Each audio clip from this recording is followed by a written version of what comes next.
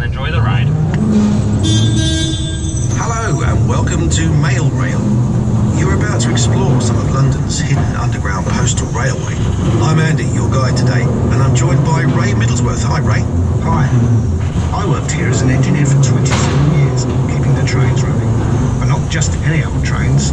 This unique narrow gauge railway was designed to carry mail, not people. So if you're feeling a little cramped, that's why. And although we have a driver today, the original mail trains were driverless.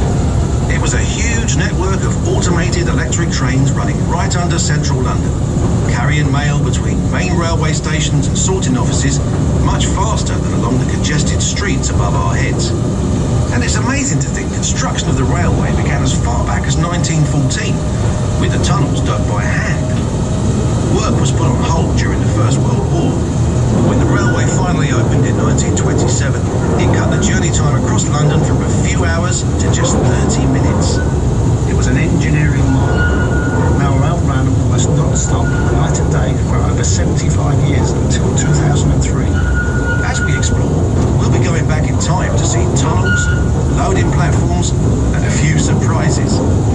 We'll be at our first stop in a few minutes.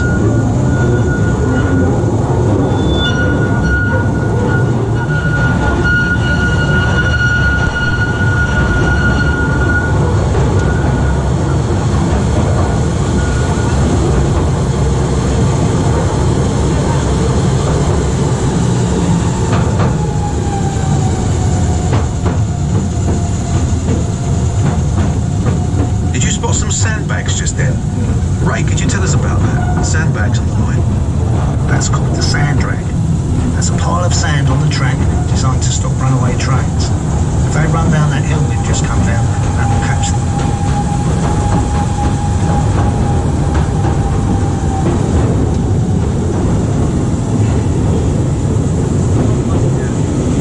The platform you're about to see looks much as it did on the day it shut down in 2003. Ray, can you describe it for us?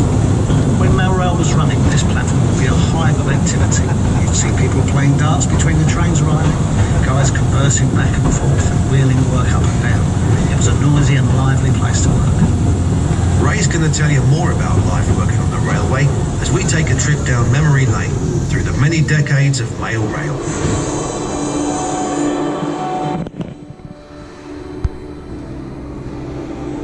We're under Mount Pleasant sorting office, heading east to Whitechapel.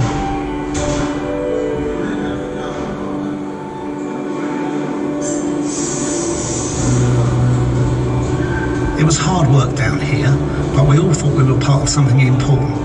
There was enormous team spirit.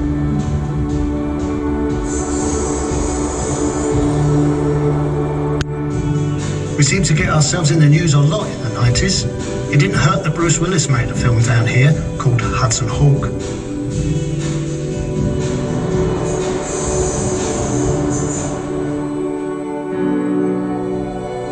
In the 80s, we had our 60th anniversary.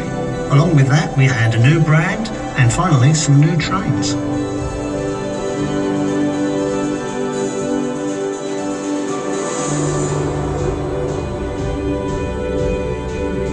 I'll tell you two things that sum up the 70s. Postcodes made life a lot easier, and strikes made life not so easy.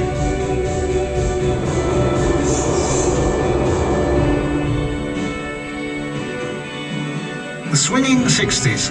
Those World Cup stamps sold out after England won. There were a few celebrations down here that summer.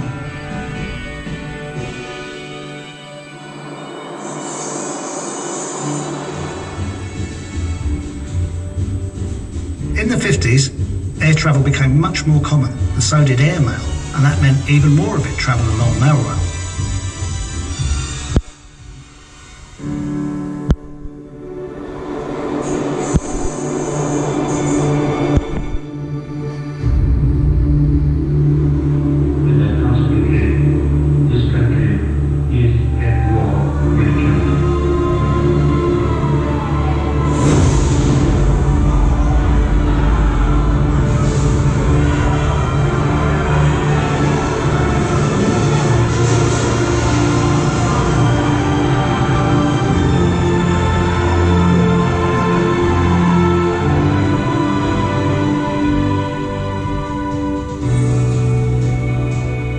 was bombed several times.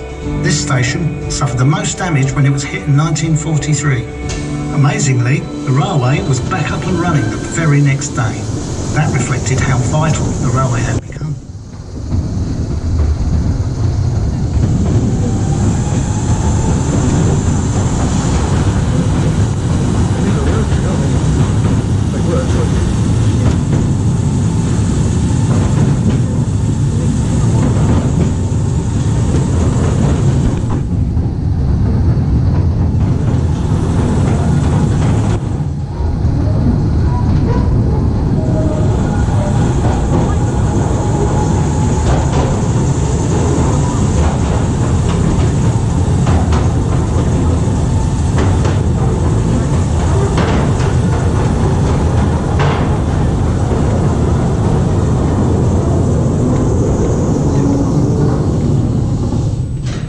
Off to the left leads to Liverpool Street Station, where mail was transferred to the main railway network. Further down that tunnel, it looks like a maintenance crew is checking the flood barriers. This side's good. What's that like? Big heavy steel doors that close it off. During the railway's construction, 10 men scrambled to safety when the nearby River Fleet broke into where they were digging.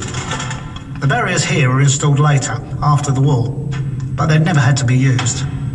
Ray, there's something else here that people might be interested in. Can you tell us about that?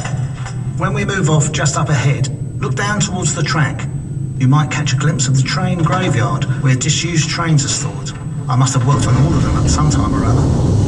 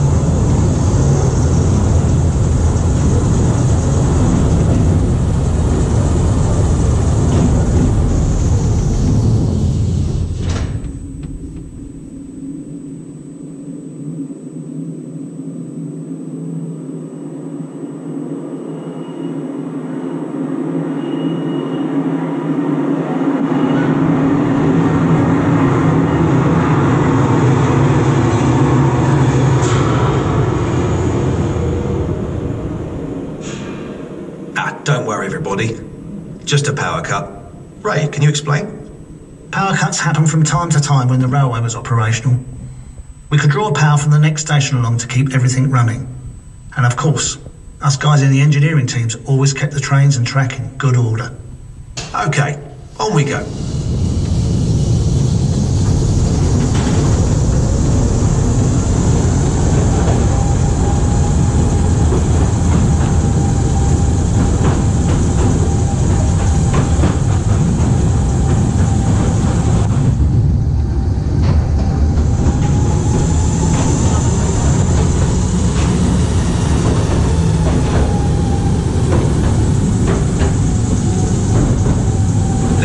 Let's go a bit further back, to the early days in the 1930s.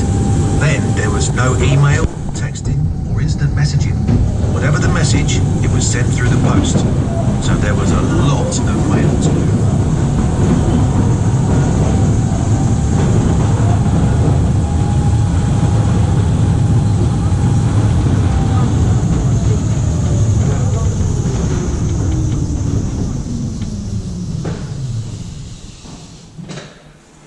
Trainloads of mail arrived at every station, every few minutes, with less than 60 seconds to unload and reload. Let's follow a few of those letters. This is the Colonel. He's writing to the famous poet W.H. Jordan at the GPO film unit. This is Kathleen. She's keeping in touch with her sweetheart in the Navy. And this is Mary. Her letter is very special because it's going to a princess. Darling bird, That Navy's keeping you away from me for far too long, and everyone says the war's coming. I do hope they're wrong. Dear Mr. Alden, I feel compelled to express my admiration for your work on the recent film about the night mail postal trade. Dear Princess Elizabeth, I am sending you a birthday card because my birthday is on the same day. I hope you enjoy living in Buckingham Palace. I wish my daddy was a king like yours. Does he wear a crown all the time?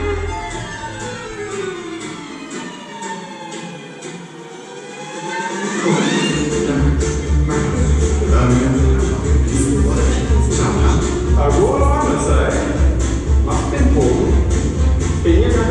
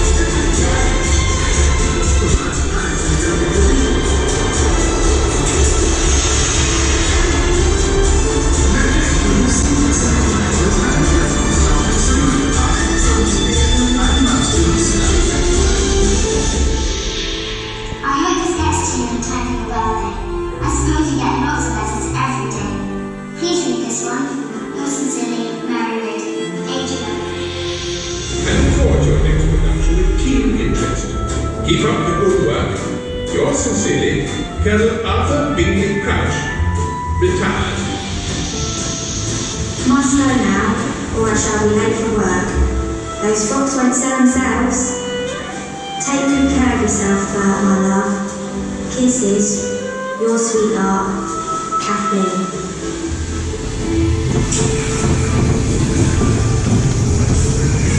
So those 3 letters all got delivered quickly and safely.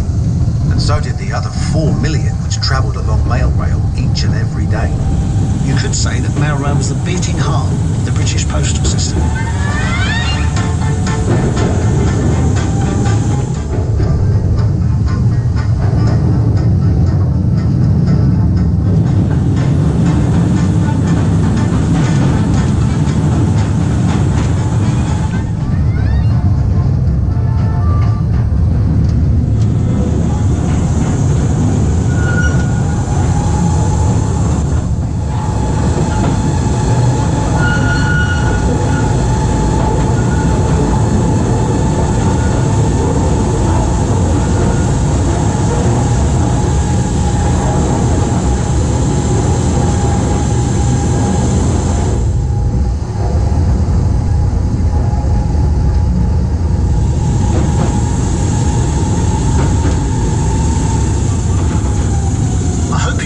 Your tour of London's hidden postal railway. It was unique, and I love being part of the great team keeping the railway running. We hope you'll enjoy exploring the rest of the exhibition just as much. Goodbye. Goodbye.